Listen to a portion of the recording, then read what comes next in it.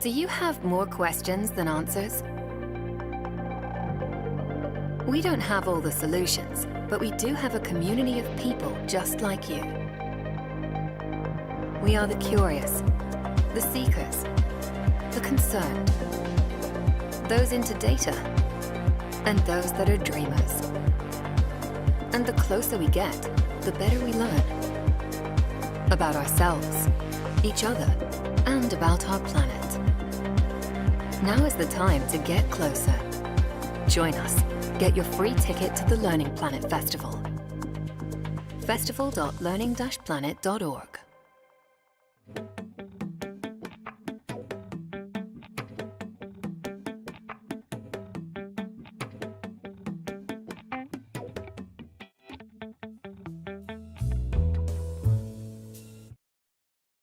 Hello, everybody. Welcome today to this first of two world tours to the Learning Planet Festival. My name is Ed Stevenette. I'm the Education Officer and Facilitator for the Learning Planet Initiative. And it's really a true privilege for me to be the moderator for this session today. I'm actually calling you in confinement at the moment, in quarantine. But I have to say, I've never felt more connected to such an incredible global community. And it's truly empowering and inspiring to see as the sessions develop and started for the festival and Saturday, continuing on into the week, how so many people have surpassed incredible challenges to be able to come together over the course of this week, share space, share their learnings, learning to take care of oneself, others, and the planet. And it's really wonderful to be joined here today by 13 of these people joining from 11 countries, 13 organizations. This will be a dynamic conversation spanning learning cities, youth empowerment, learning for sustainability, transitions in education, social entrepreneurship, and more. And we're hoping for the participants joining in this conversation that you will join into a dynamic conversation and really be able to discover some of the incredible people and organizations that make up this Learning Planet initiative. So it is, we'll get straight away started because there are plenty of people to hear from, to exchange with. And so we're starting off the conversation today by setting the picture for learning communities worldwide, notably on the development of learning cities in the education agenda. So it's a real pleasure to pass the mic to Mr. David Acherena, Director of the UNESCO Institute for Lifelong Learning, and Mayor Mr. Nam Seok Ko, Mayor of Yeongso, South Korea, who will open this conversation on the celebration and connection of learning cities to this global celebration of learning.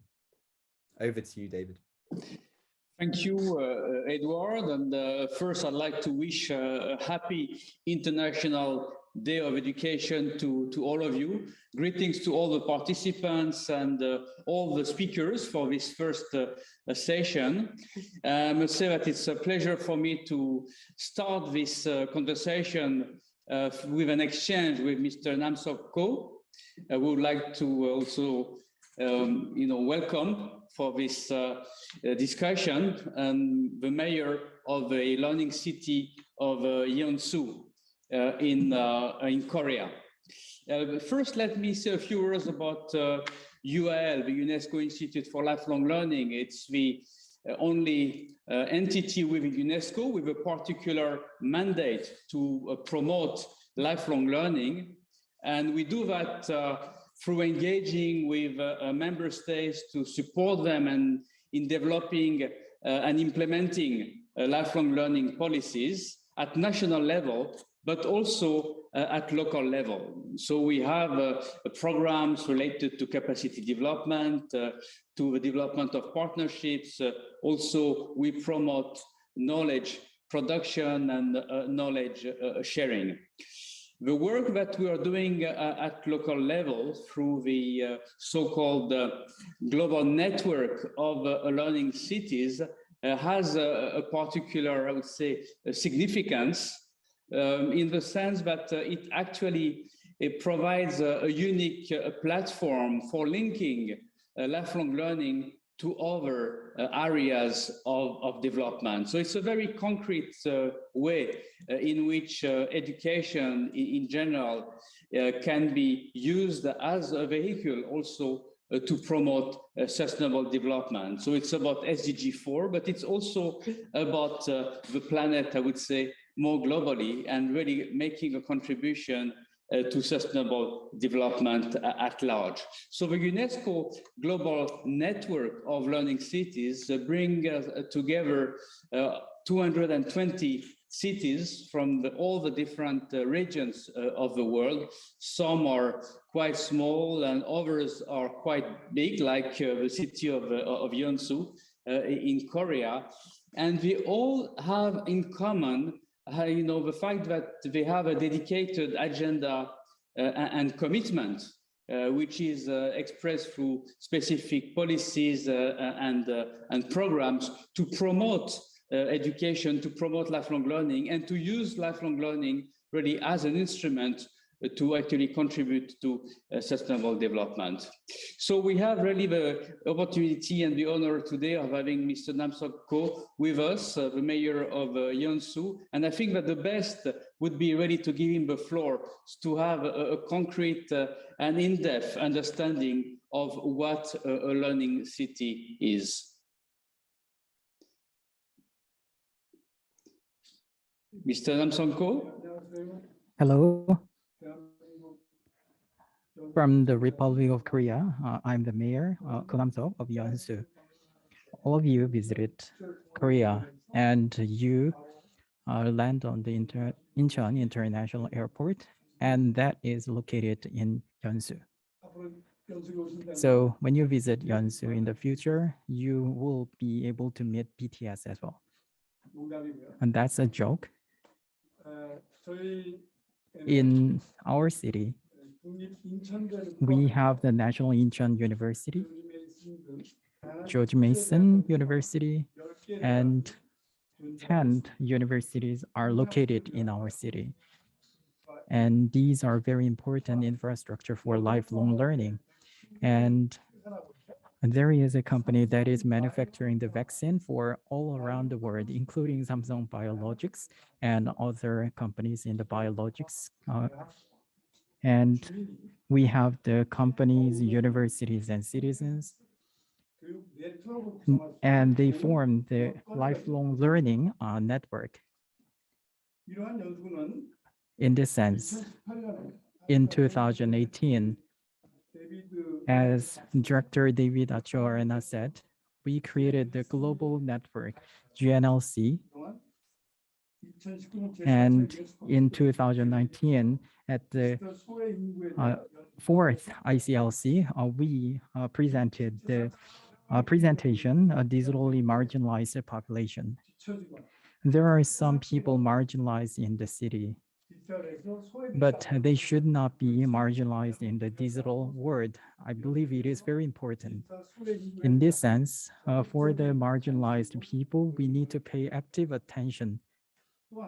And in Yeonsu City, along with the UIL, we are serving as a cluster coordinator city, and for the last 2 years, to increase the global citizenship, we are making a lot of activities. The vaccine selfishness can be against the global citizenship, and we need to identify what would be the right thing in the fourth industrial revolution. So I believe identifying these agenda will be very important. And in this Asia Pacific region, we also created the APLC Secretariat in Yeonsu City. And the Asia Pacific region We'll share various activities and experiences in lifelong learning. And based on this, from October 26th to 27th, we held the ICLC Lifelong Learning Conference, online and offline. So that is the report on the ICLC 5.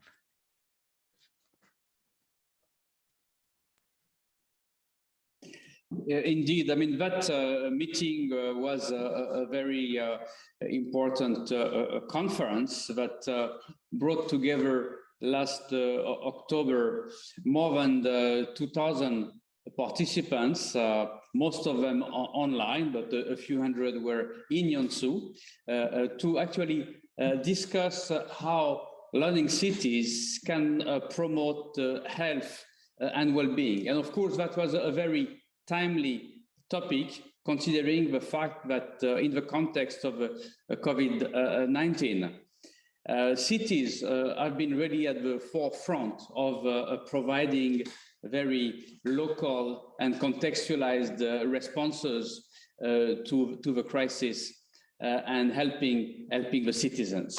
An important outcome of that conference was the adoption by the Learning Cities member of the network of a so-called declaration that outlines some of the policy directions that Learning Cities will actually implement to promote further resilience through health and well-being. So it's a commitment of officials from those cities to promote initiatives at local level in the field of health and well-being, and to also develop programs, first of all, for preventive measures in relation to health and in particular in relation to COVID-19, but also to promote healthier, health styles, lifestyles, and also consumption patterns. So it has a lot to do with, I would say, not only health, but also measures promoting education for sustainable development. So this beyond the COVID-19 crisis, I mean, the vision is not only to respond to the immediate emergency, but also to build more resilient cities. So this concept of resilience is also at the heart of this declaration, and it's a very important both a foundation and a perspective for this declaration. And I think that again we can see in Yeonsu how this is actually translated into specific initiatives and programs.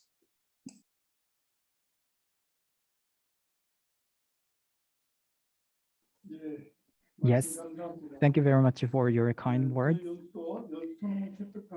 Along with the introduction of the Yeonsu Declaration, we successfully finished the ICLC 5, so it was our honor. And including David Ajorena, director, many heads of the lifelong learning cities, I would like to extend my appreciation to all of you. In this ICLC 5, there were three important topics. The first one is the health education in the context of lifelong learning. Second, the strengthening of resilience of local communities and learning systems of cities. And third, cities as a platform for city well-being and health. To this end, we put our heads together. And first, in this pandemic situation, we need to have the sympathy and empathy for the citizens emotionally. Many friends and family members passed away due to the pandemic, and in our community, we need to have the cultural sympathy and art. That was my thought. In this sense, we gather the people who can play music, and every week they visited the apartment complex and they had a performance of orchestra, and they gave a message that we can do it together. So we created this moment of empathy, and this was a moment of encouragement. For the last 2 years, we continued this program. And music is very powerful. So we repurposed the bunker for the war, turned into a music practice room. And in there, people can learn how to play the musical instrument. Students and elderly people learned how to play the musical instrument, and they took the video and played on YouTube. So we created this together. And through this process, now we have the strength to have empathy to overcome this crisis. And I believe this is very important learning moment. And we cannot travel anymore, but we can have audio channel where we can enjoy the music of the world, and we can have a talk show on humanities, on the so-called romantic heritage. And online learning is very important nowadays. And we created e-learning navigation system to continue our learning platform. And above all, in the fourth industrial revolution, we need to have the leaders, and vocational training is very important for them. So for the teenagers, we supported the education and training for the fourth industrial revolution. And for the youth, we provided the shared kitchen so that they can open the restaurant. And we also expanded the job opportunities for the women whose career has been discontinued. So we think that we need to have this kind of a variety of programs.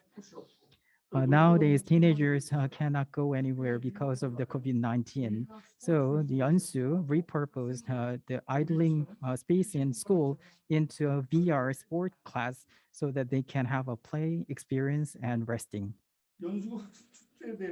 And I'd like to introduce the Yeonsu Learning Festival. The citizens are taking the leadership. They have the talent show, and libraries are opening the book club festival to enhance the literacy and book reading culture.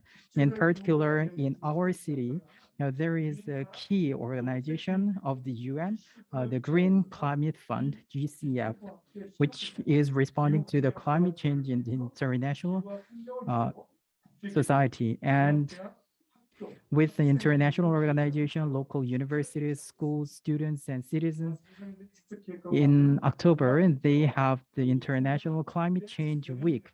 And there is also dance festival and contest online. In 2022, sorry, that's all.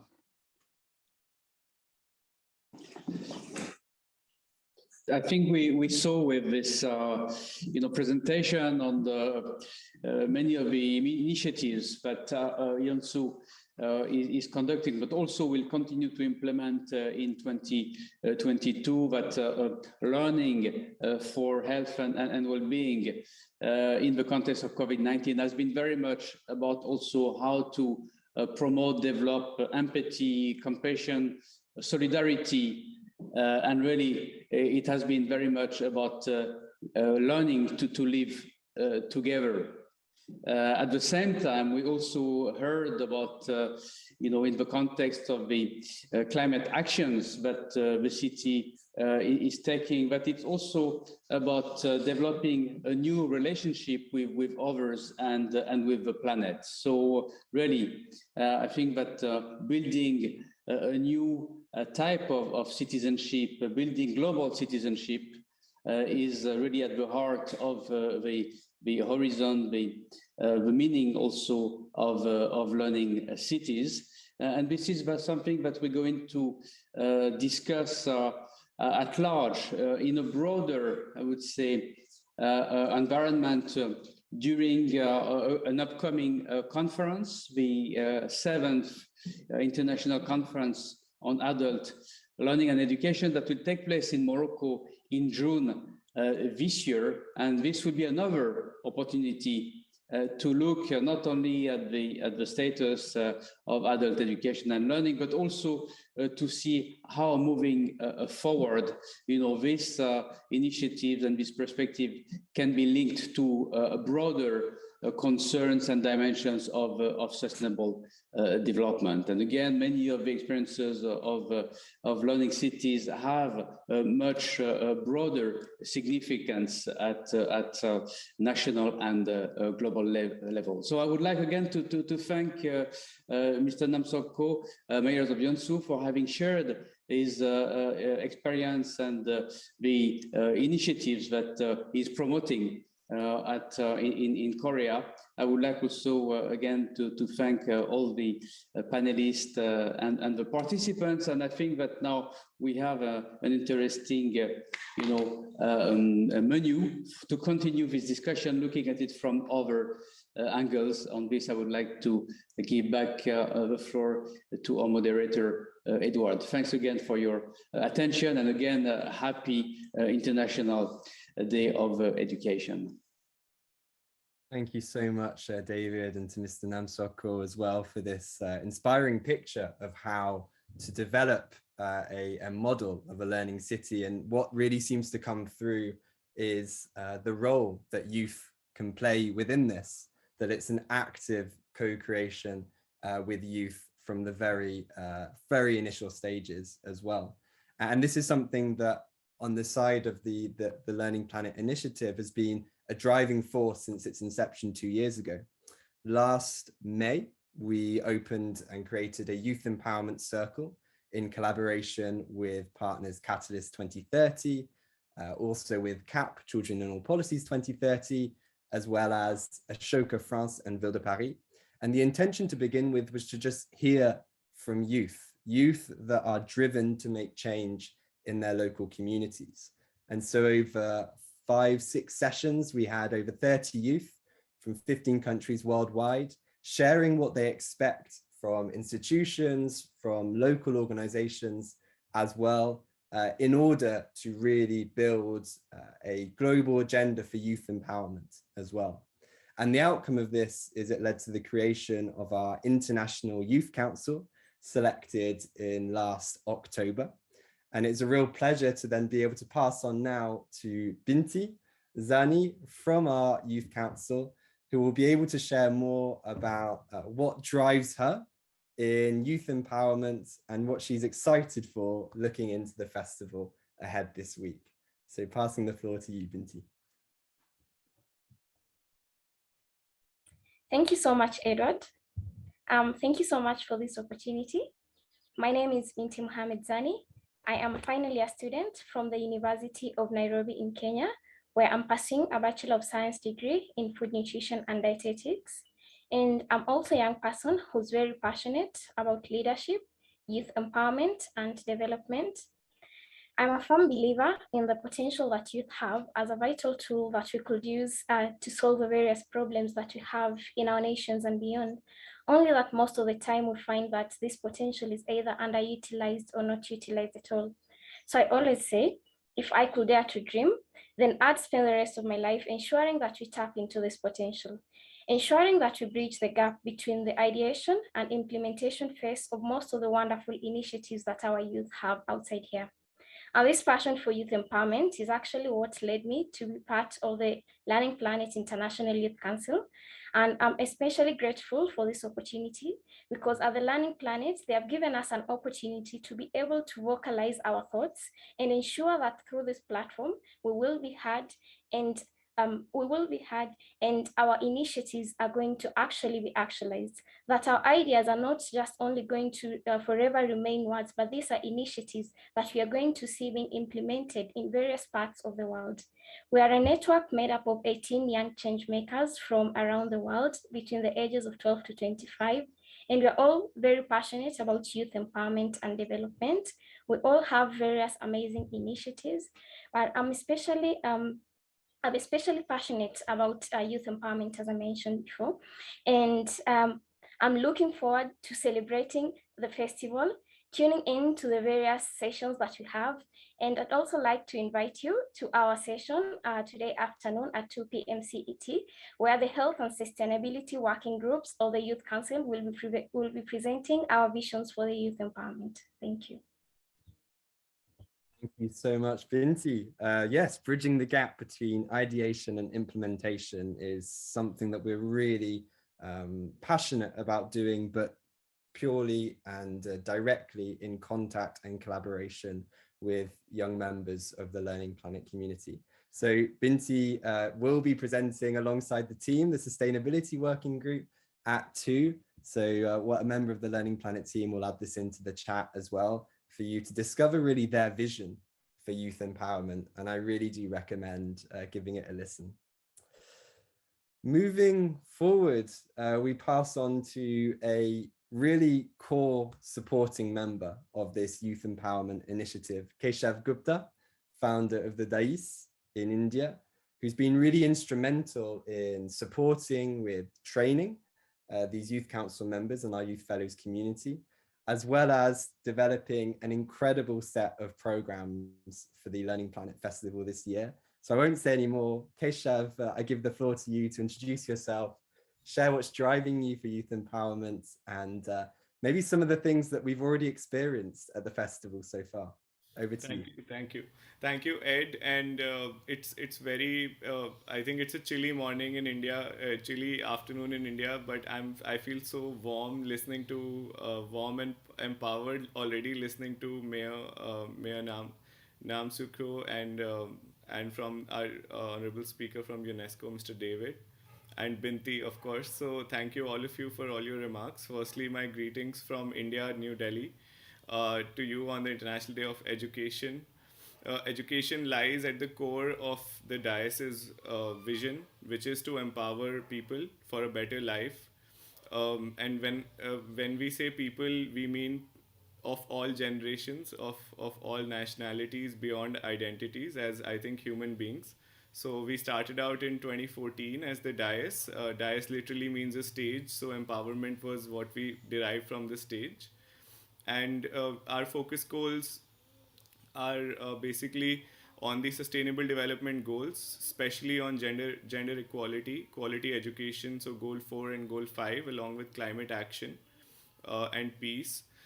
We realize that none of these can be achieved without each other. They all go hand in hand, and education is one of the most important tools that spans across all these SDGs.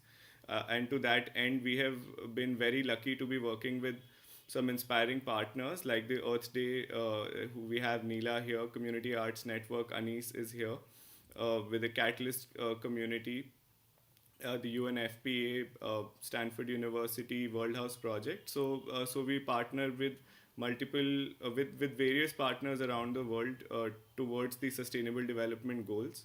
But our core focus is to empower youth through everything that we do. Now for the festival, we are doing quite a few things as a showcase of what all will be happening around the year. So we started out with a youth forum early on last week, where we had about 100 young people join us and discuss their achievements on sustainable development goals, what their learnings have been.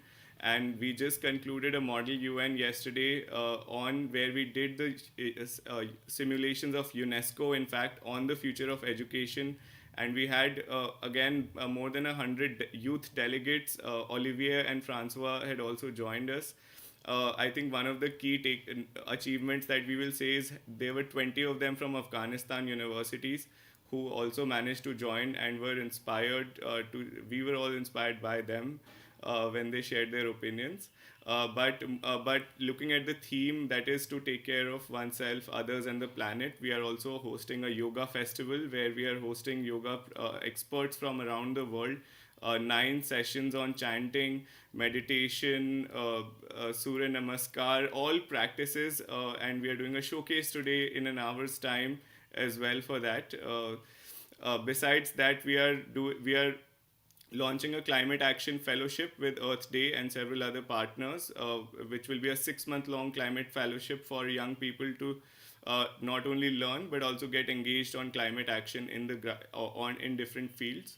So I think besides that, there are several roundtables that we are doing with our partners, but it's just very inspiring, and I think the Learning Planet, the vision behind the Learning Planet community, we have fallen in love with the vision and what everyone does, and that's why we are just so excited for the entire festival.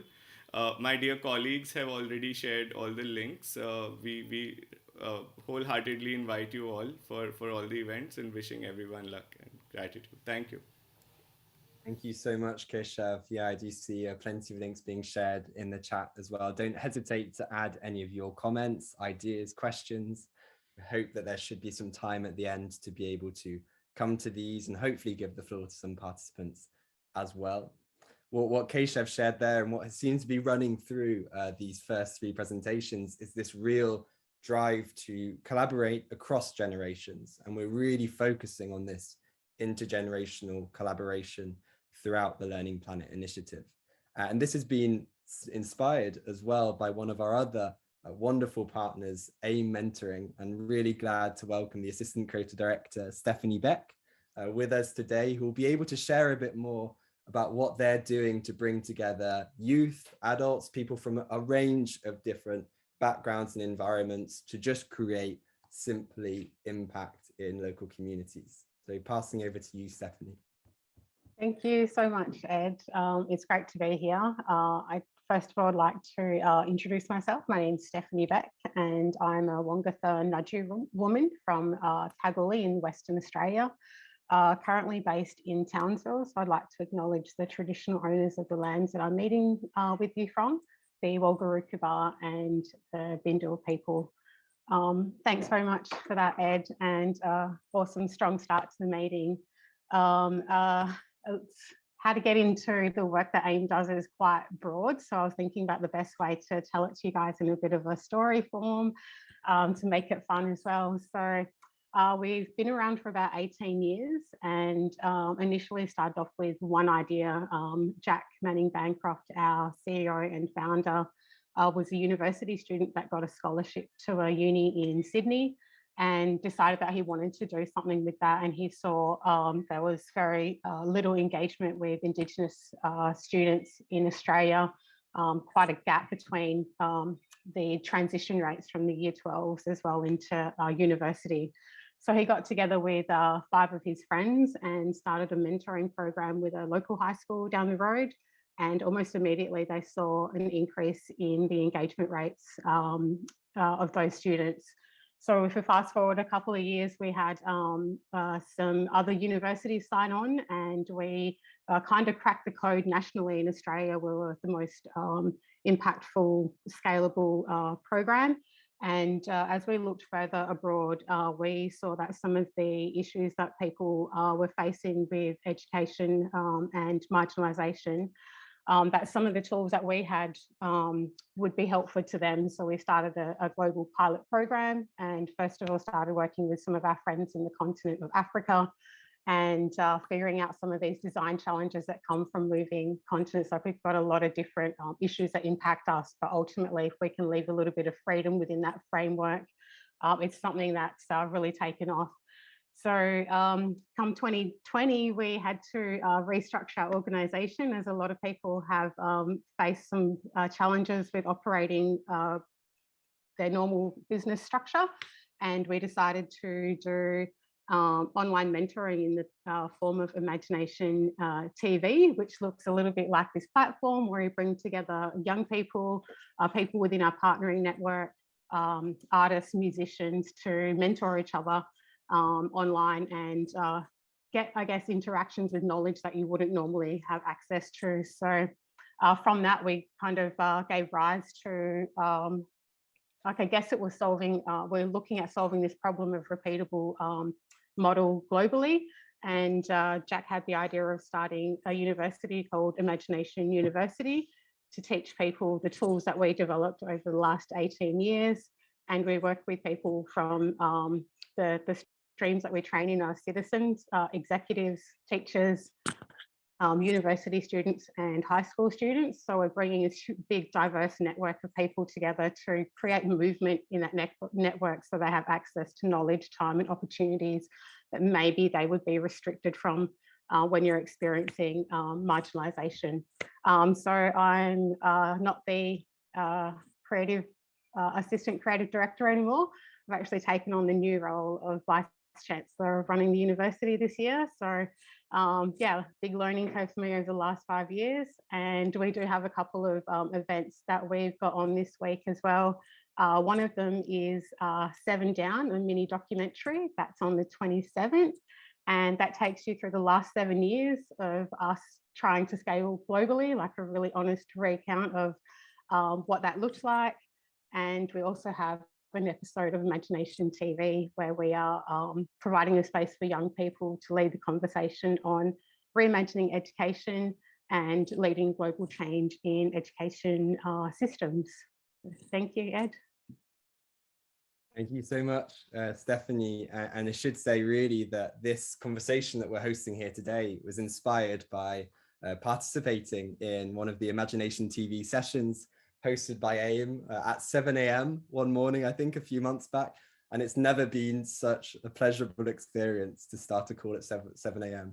Just building unlikely connections with partners, with organizations, youth, truly in an interdisciplinary way and in a very action-focused way. So thank you for what you're doing, and really do recommend that you check out some of the sessions that AIM will be hosting this week. That takes us onto our next theme now, which is very, very interlinked of learning for sustainability. And indeed, at Learning Planet, we are really engaged on trying to identify the initiatives really on the ground globally, working to really build sustainability in the education agenda and really focus on supporting and exchanging best ideas and practices, as you'll hear a bit more about later with Karima for our Learning for Sustainability Circle showcase tomorrow. But really glad to begin by giving the floor to Francois Gray, the director of the Tsinghua Geneva Initiative, and who will also be able to share a bit more about Crowds for SDGs as well, and what they'll be putting into place and celebrating at the festival this year. So passing over to you, Francois. Thank you so much, Ed, and thanks for all the inspiring ideas that have been shared already. So much to build on in this discussion and so little time. I'll try to keep it short, but I'm here in Geneva, and we are also celebrating, sustainabilities at the city level. And here in Geneva, I just wanted to mention, it's important to think about our history as we think about our future, that we're celebrating 110 years of something called the Institute Jean-Jacques Rousseau, which was the very first institute to look at education as a scientific topic, to really look into how we could build a science of education. And one of the first directors was Jean Piaget, who launched the field of child development, the psychology of child development, and he became also the first director of the International Bureau of Education here in Geneva, which was really the predecessor to UNESCO in the interwar period. So it's kind of fascinating to see how, in history we've gone through many of these thoughts about education before, and each time we come back to some of the same central issues. So I'm sharing some of the links, what Piaget really was saying at that time, nearly 100 years ago, was how important it is that young men and women are able to create new things, not simply repeat what other generations have done. And I think it's very much the spirit of Learning Planet and what we're hearing from young people in Learning Planet.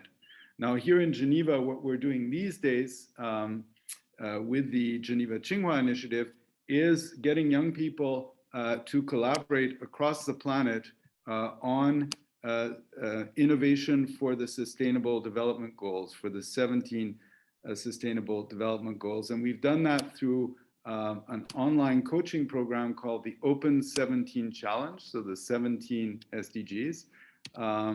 And that's been running for 5 years. And believe it or not, we started it way back in 2016 on Zoom, long before most people had heard of Zoom, because we wanted it to be as open and accessible as possible.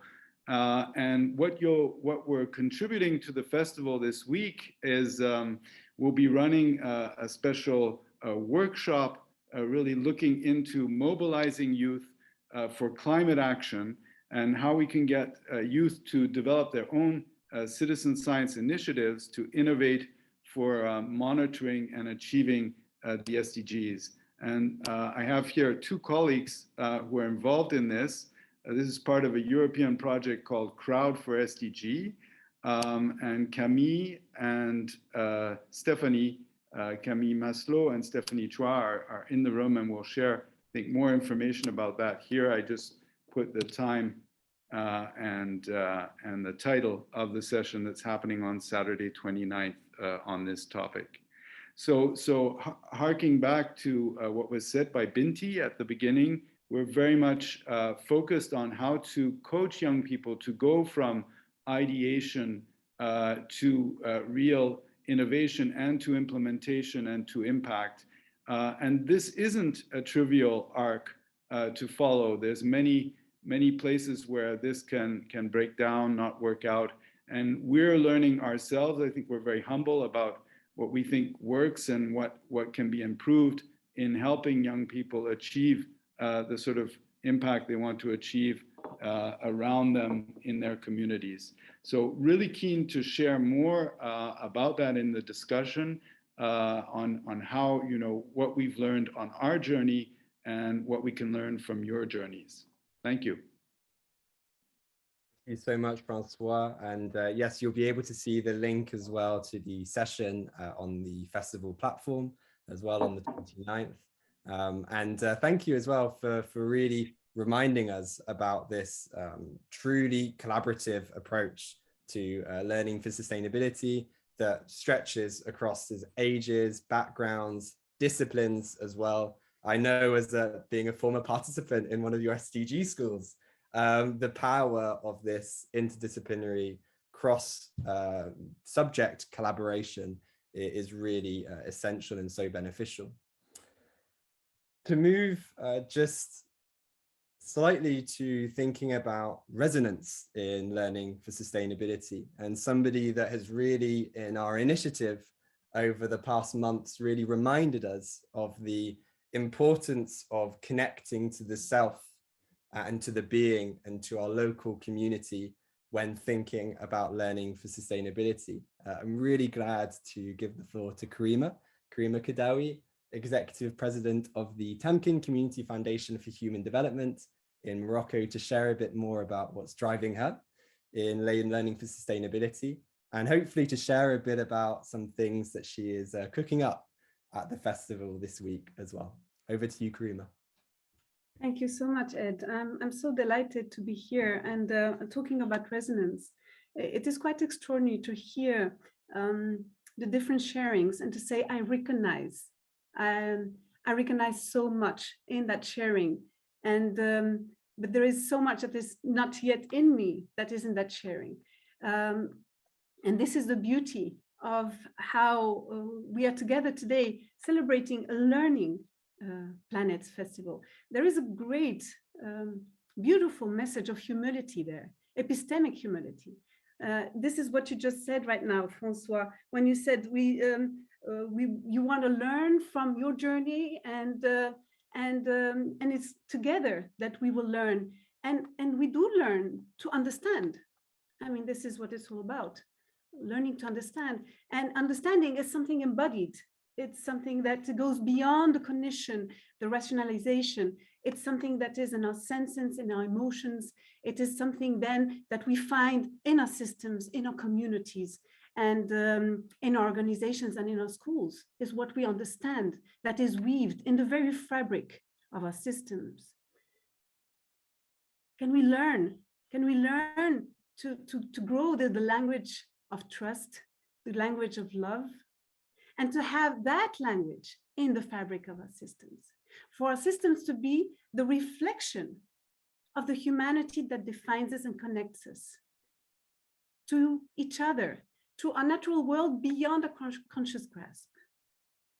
This is a story in Temkin.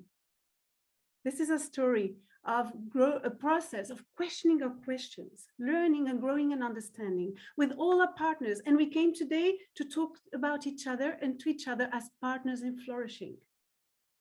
We are in a garden, learning to see our schools as gardens, our education system as a garden. What does that change? In our very sense of self.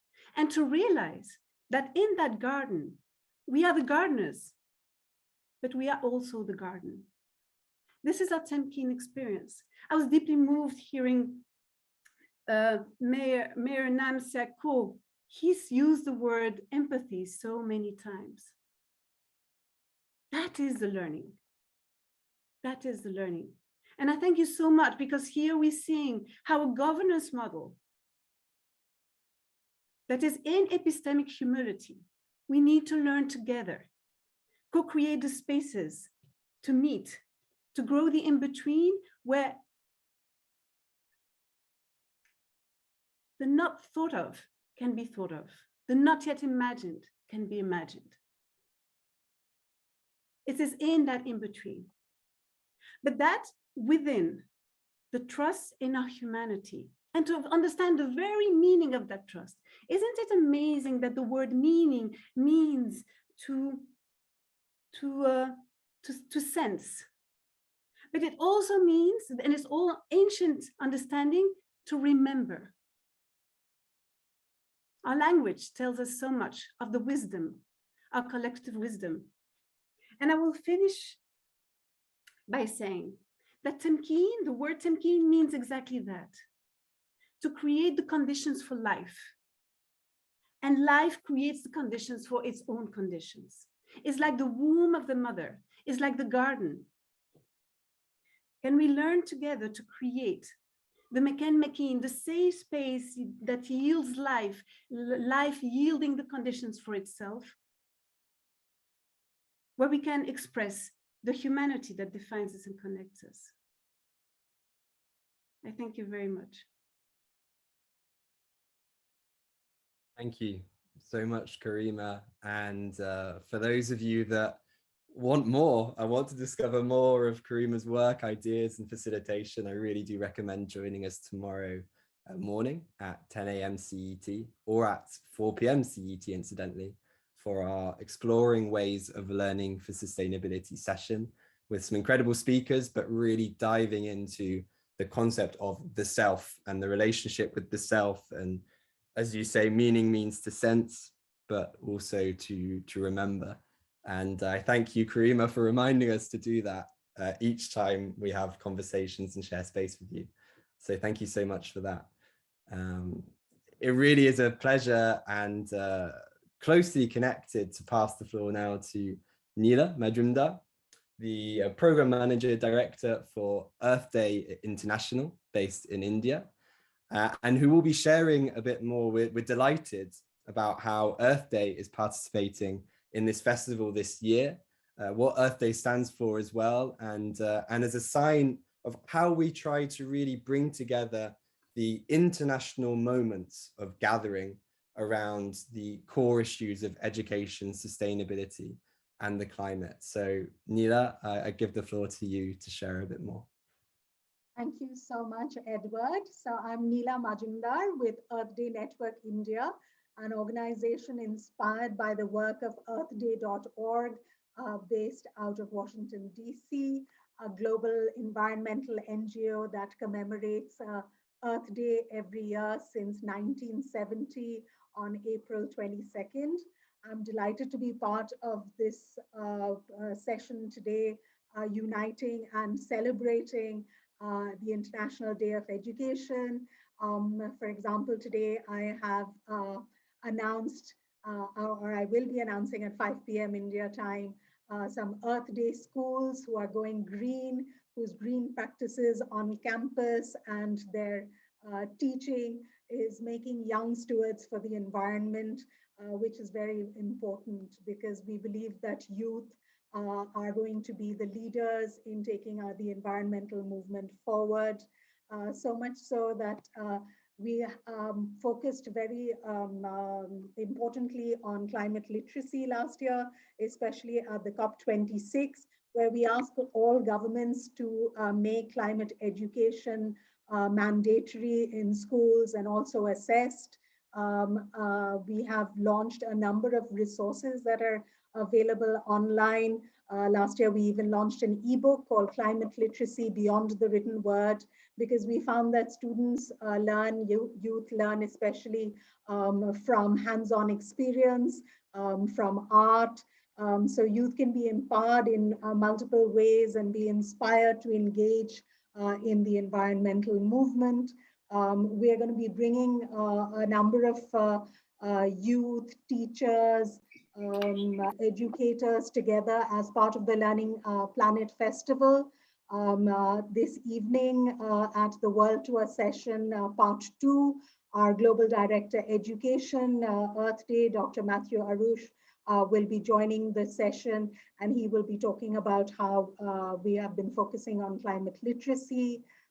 Tomorrow, there's going to be a very interesting session with our ambassador from Ladakh. This is Mr. Sonam Wangchuk, who is the founder of the Students' Educational and Cultural Movement of Ladakh, called SECMOL. And he also has a campaign which is called I Live Simply, about which he will speak.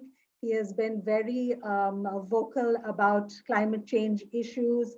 And as an ambassador, you can find his short video messages on our Earth Day Network India YouTube channel. He was also part of our Rain Day commemoration, which was on July 29th, 2020, when, of course, where we were all in lockdown. So we had to think out of the box and organize lots of webinars and other commemorations of various environmental days. And Ladakh being one of the driest states of India and a desert high up in the Tibetan region. There's a lot of water shortage, and his story about the ice stupas, which is an innovative way of storing water, is also part of another ebook that is available online on earthday.org called Restore Our Earth, Rejuvenating Water. So do look out for all these innovative solutions of sustainability in our ebooks, which are available for all to access on our earthday.org website. He will also be talking about how, as an ambassador, we have ambassadors such as he. We have ambassadors who are musicians and artists and composers doing amazing work.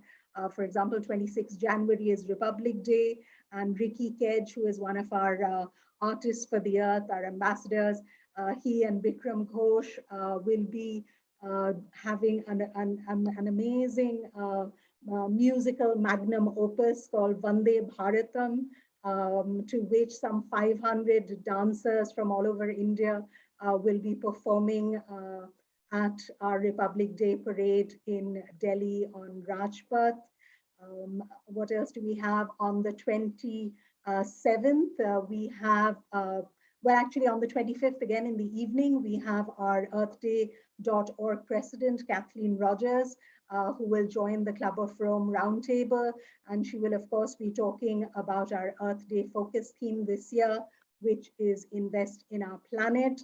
And the idea is basically that everyone, be it governments, businesses, NGOs, youth, the idea is to invest in our planet, to make sure that everyone is collectively responsible for the environment, so that we can have a prosperous and equitable green economy. So don't miss Kathleen Rogers in the Exploring Ways of Learning for Sustainability Part 2 session tomorrow evening.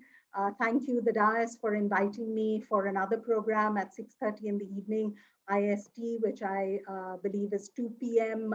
CET, which will be a climate action roundtable where I'll be joined by my colleague Rumit Walia, youth who is also part of an NGO called Tears of the Earth. Later on the 27th, we have more youth session that we have for our My Future, My Voice initiative, which, like your youth council, has youth activists, youth climate activists from 90 plus countries around the world. And it is a platform for them to raise their voices for the environmental movement.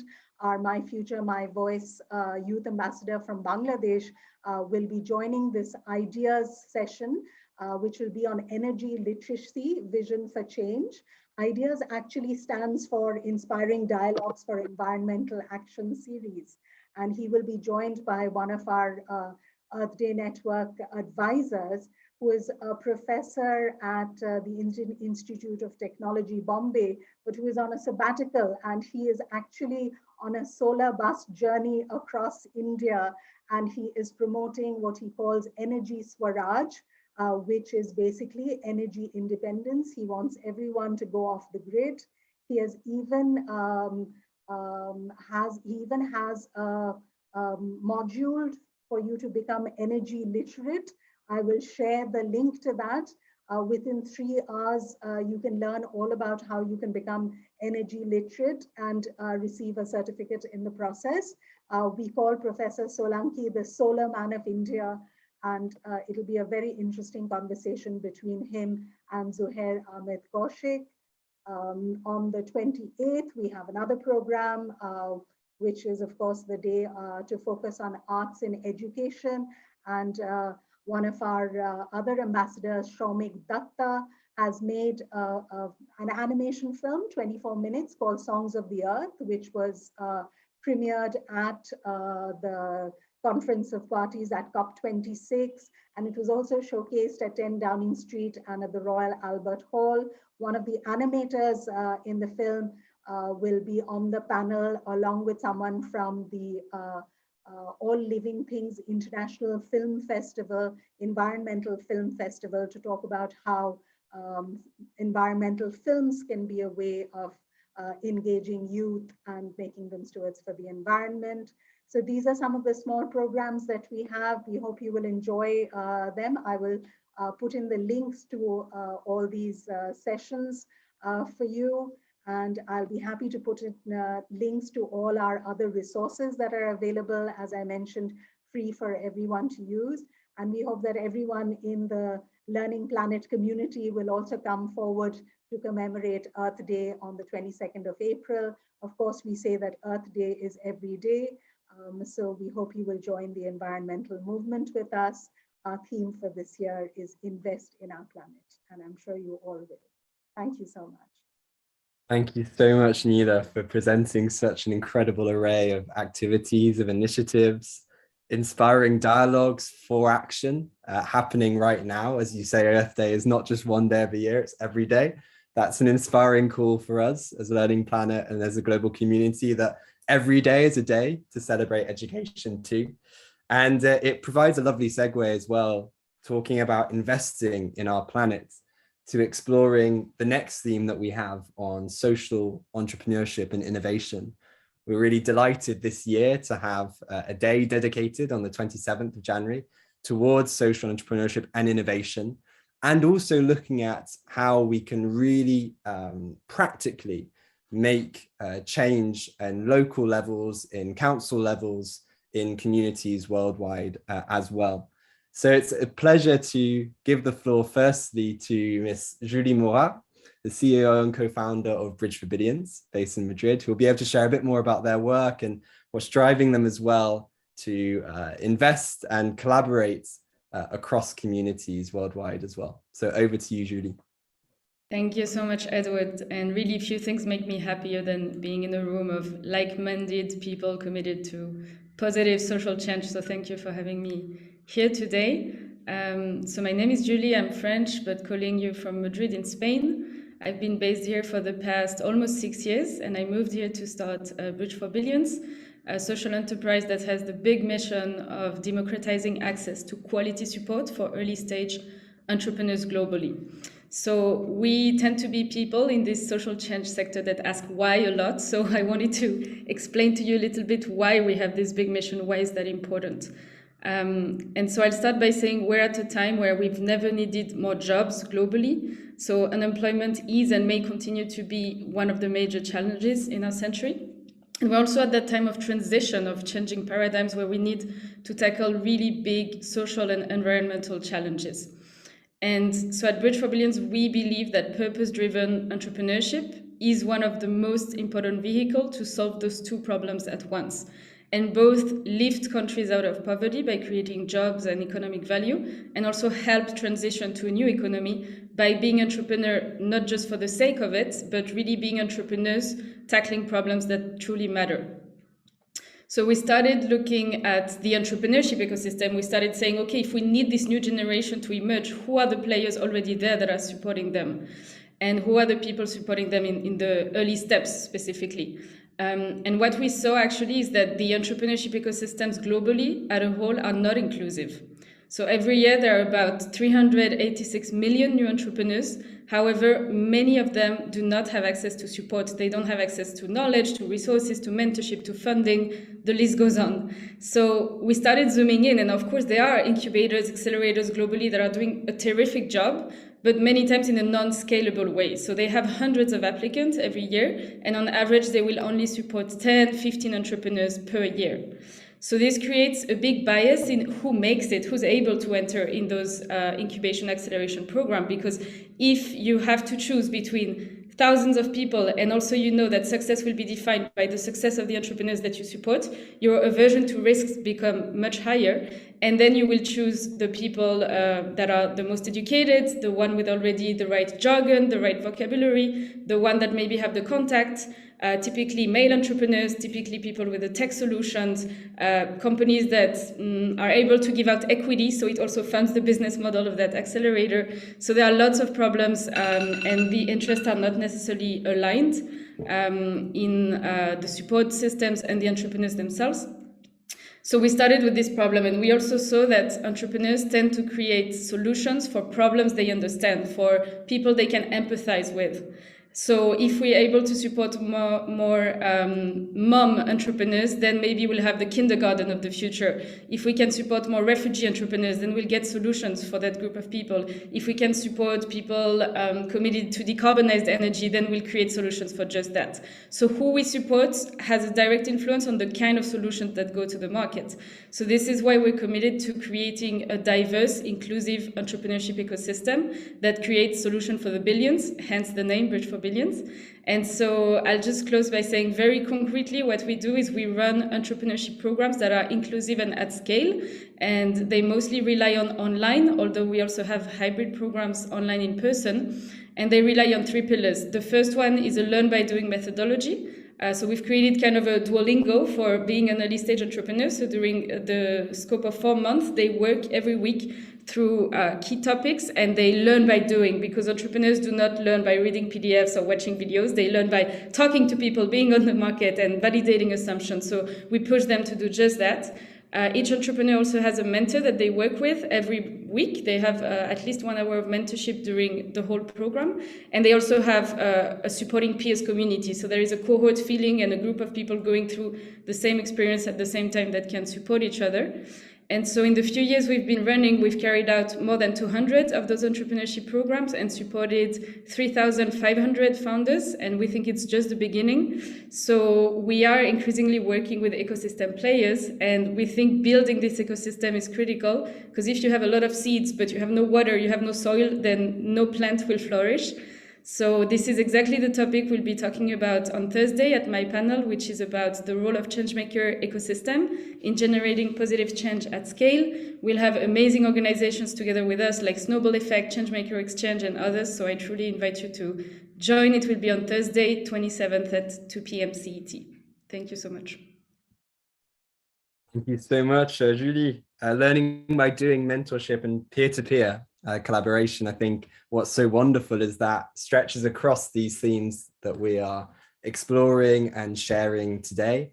And I know certainly someone it will be great to introduce you to, but who will certainly echo that is Kenneth Kwok, founder of Kids for SDGs and many other things as well in Hong Kong. Kenneth, I'm sure that resonates with you. Do share a bit more about what you're doing, what you're celebrating this week, and the floor is yours.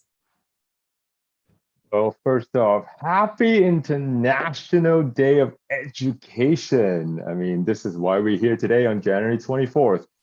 Julie, we will have one of our very own members, Gabrielle Wong, joining, co-moderating and co-speaking at your panel. So everyone, please do dial in on January 27th. We also have Natalie Chen, who is also a part of the Learning Planet Youth Council, speaking as well at on another date. So my name is Kenneth. I am based in Hong Kong. I am a very proud honorary father of 500 young change makers around Asia Pacific. And for Learning Planet Festival, very simple, we are hosting a STEM X SDG hackathon, right? Our students at Kids for SDGs are as young as 8 years old. And we work with schools across Asia Pacific to induce and introduce the SDGs into both the academics and the extracurricular activities.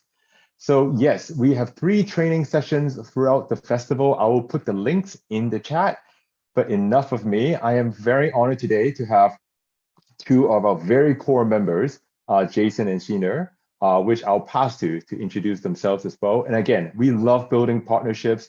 One last thing I'll say is, look, I met this family of mine at Learning Planet during COVID. I have not met any of you in person, and I really do hope this changes very soon, because I really want to shake your hands, give you hugs, and say thank you for inspiring me to be a better leader for all our students and all our youth globally. So on that note, Jason, on to you.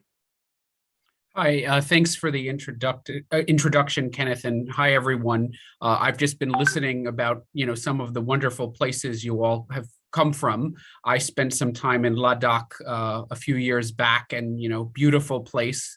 I think something that we bring here that's quite different, at least in the context that we've heard of this discussion, is, we're here sort of representing Hong Kong, which is known, facing some challenges now, but known to be a very cushy and kind of comfortable place to live. And what is actually extra gratifying is we're working with kids, who don't necessarily need to or even see the need for social change around them, because their lives are pretty comfortable. And yet they've been inspired to use the sort of privilege and the position they have to try to go beyond borders and make a difference, first locally, but secondly, that will impact the rest of the world. I've been working with Kids for SDGs, part of an associated program called the Young Change Makers Institute Incubator, and my students work on a whole diverse range of projects, from carbon sequestration to education about the UN SDGs, to energy saving apps. And my background actually is I'm a management consultant. So I'm used to helping big corporations improve their operations and strategy. And in many ways, I'm bringing that same lens to these students, because of course they have the best of intentions, but when it comes to actually operating something that works and thinking about all the nuts and bolts of starting a social enterprise, that's something the students actually need a lot of help with. So I hope to bring my business background to help their projects really take form. And one of the things we very much have in mind is how do they scale their projects so they can actually make an impact around the world in many of the places that you all are operating.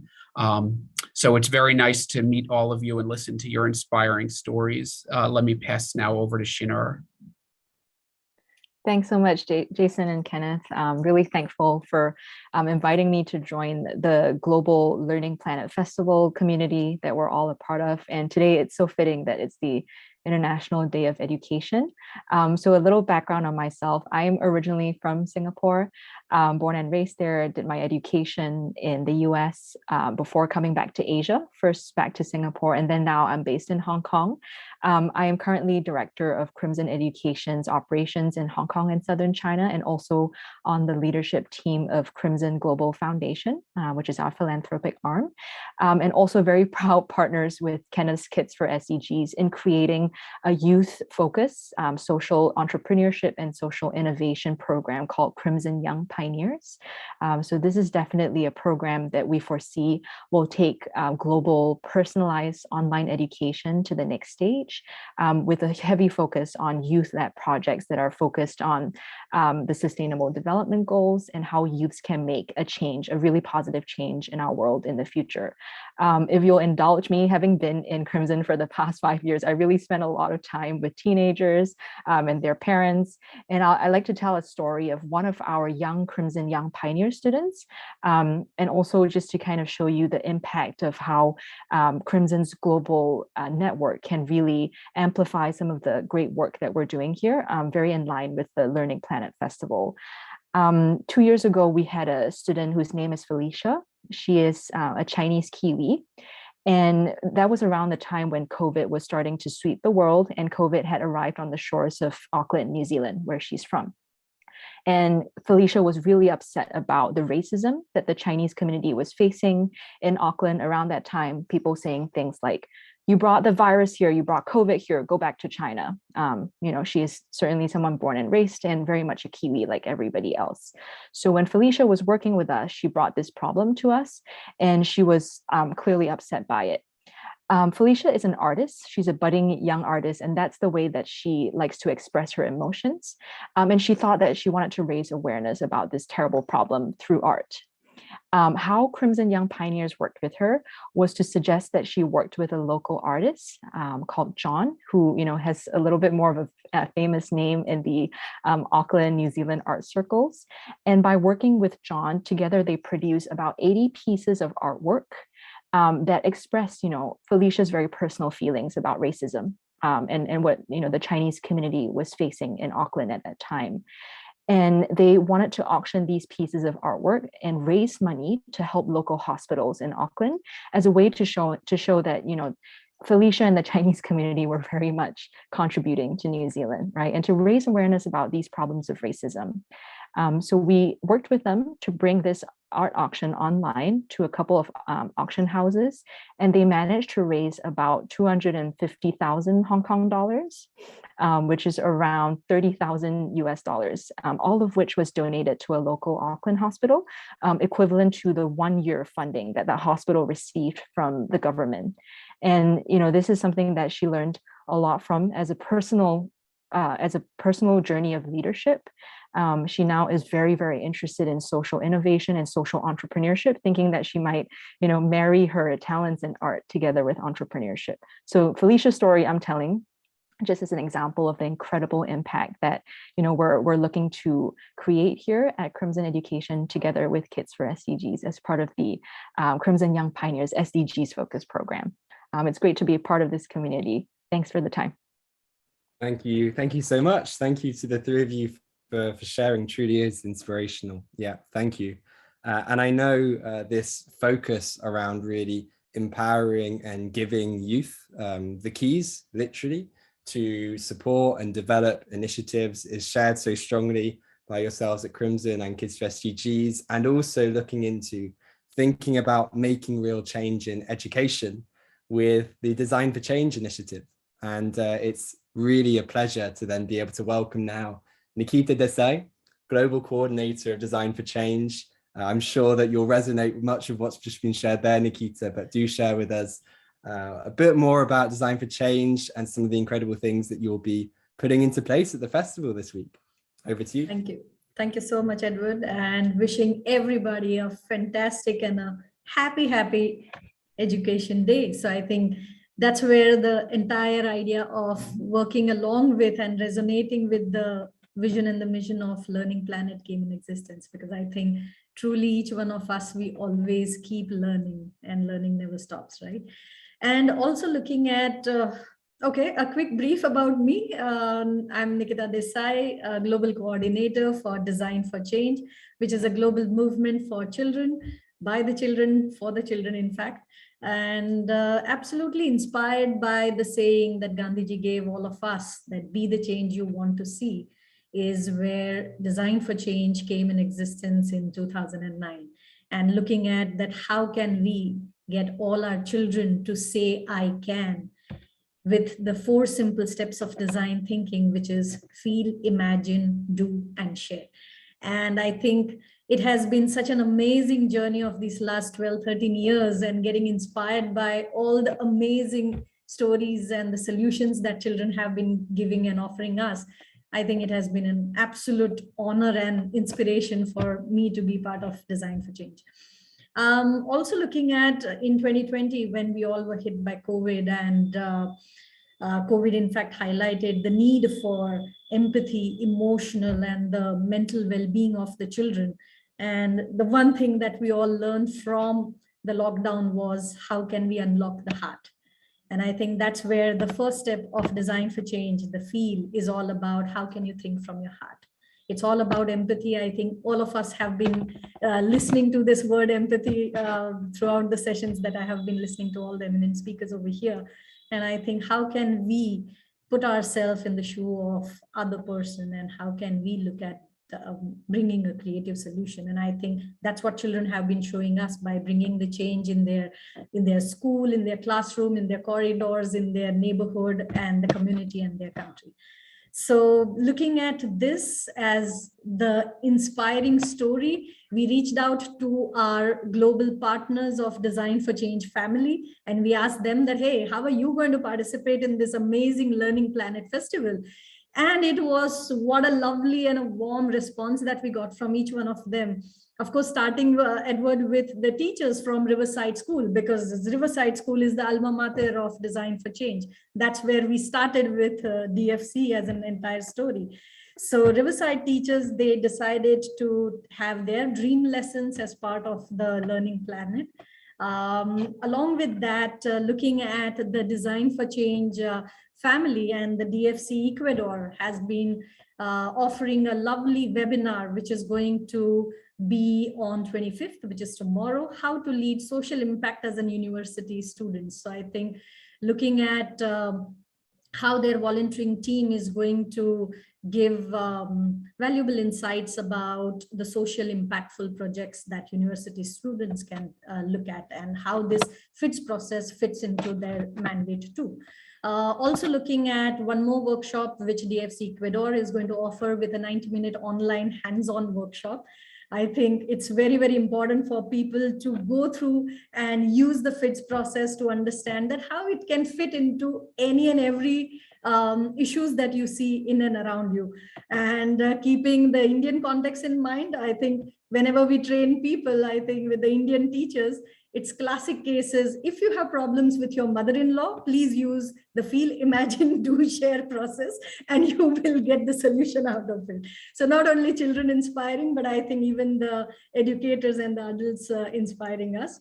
Also looking at DFC Ecuador offering a roundtable of children presenting their Design for Change projects from 2021 as a roundtable discussion on 27th.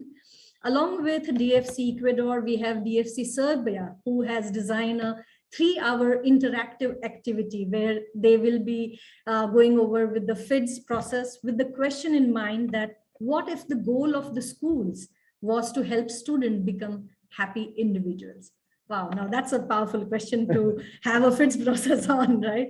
Also looking at DFC Israel. Sorry, Yes. sorry, Nikita. Just in the interest of time, I'm so sorry. We've got 8 minutes left. Please, could you just share the other? I know that there's so many various sessions for Design for Change. If you're able to share them in the chat, that would be so appreciated. Sure, I'll surely do that we can pass on in the final 5 minutes to the wonderful speakers we have left. Thank you though so much, and sorry Thank for you, interrupting you. Because it's a pleasure just to pass on. We have 2 wonderful organizations left. I'm really glad to pass the floor firstly to Alexey Fedosifiev from the Kruzok movement, who will be sharing a bit more about their work around real building 21st century education system. So Alexei, I give the floor to you. Thank you very much. Thank you. I represent the community of technological enthusiasts from Russia, Kruzhok movement, how we call it, and I'm glad to be here and celebrate the Day of Learning together with you. We are working with joint communities of teenagers and adult experts, scientists, engineers, makers, and we empower young people for creating their own project and thinking about future and finally changing the world. And we run project-based schools and many other events. So we are working with communities, supporting communities, building communities, and this is the heart of our activities. So this is the base for our researches and so on. And let me introduce the events we run here at the festival. We have two events. The first one is on January 26th, 10 a.m. Paris time. We present the science fiction game. We call it Asimov Plus. And it is a game about future and the ethical choices of the future for all of us, the world of total automation and space exploration and social problems. So it's very interesting to try it by yourself, and we would like to see you here. The second one is on the same day, 26th of January, 1 p.m. Paris time. We will host a discussion on the way of thinking about future, how we think and how we discuss the future. And the experts in this field, Froj Hegland, the expert in texts and communication, Pavel Luksha, philosopher and co-founder of Global Education Futures, and Mitya Sudakov, the author of Atlas of Emerging Jobs, and the colleague of mine, Anastasia Starostinskaya, community manager of Kruzhok movement and leader of Almanac of the Practices of the Future.